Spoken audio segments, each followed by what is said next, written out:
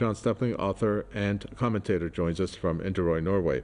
John Stepling, welcome. Taking a look at the shooting incidents in the U.S., of course, it seems like they are on track for another record year when it comes to shootings in general, and mass shootings also in that category.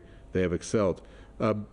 It's not so much whether they're going to do anything about it or not, because it doesn't seem like anything they're doing is working. But how do you assess the approach that they have used so far? Well, I think first of all, mass shootings have increased. The police shootings of unarmed civilians have increased.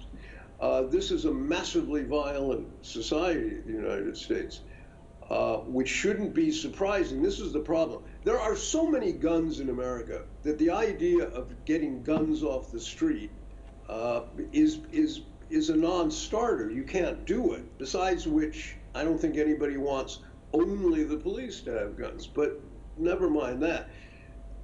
It's too late. That ship has sailed. Their guns are everywhere. But this is a society that was founded on genocide of indigenous tribes. We don't know how many millions were killed, dispossessed, taken and put into so-called Indian schools, their culture killed and so forth. It was a slave-owning society. 12 presidents owned and worked slaves. The railroads were built by Chinese immigrants, indentured slaves, essentially.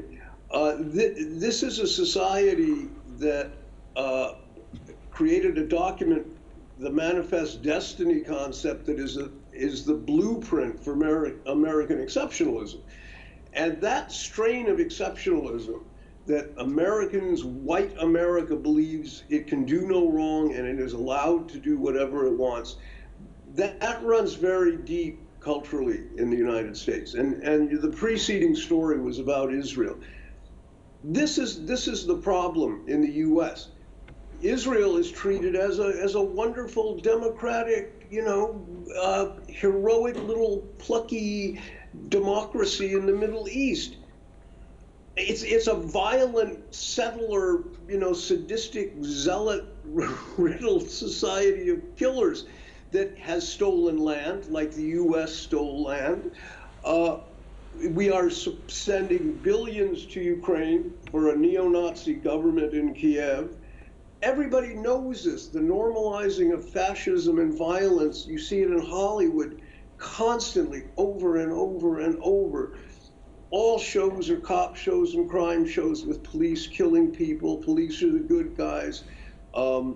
Their violence is justified. Hollywood has done a lot to normalize vigilante violence.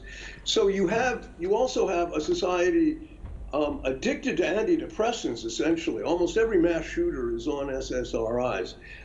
Whether there's causation or not is an open question, but the fact that 1 in 4 Americans at some point has taken antidepressants suggests there's a problem in the U.S. Culturally, there's a mental health crisis. Teen suicide is up, self-harm is up, spousal abuse is up, alcoholism is up, not to mention homelessness, which is reaching unprecedented proportions now.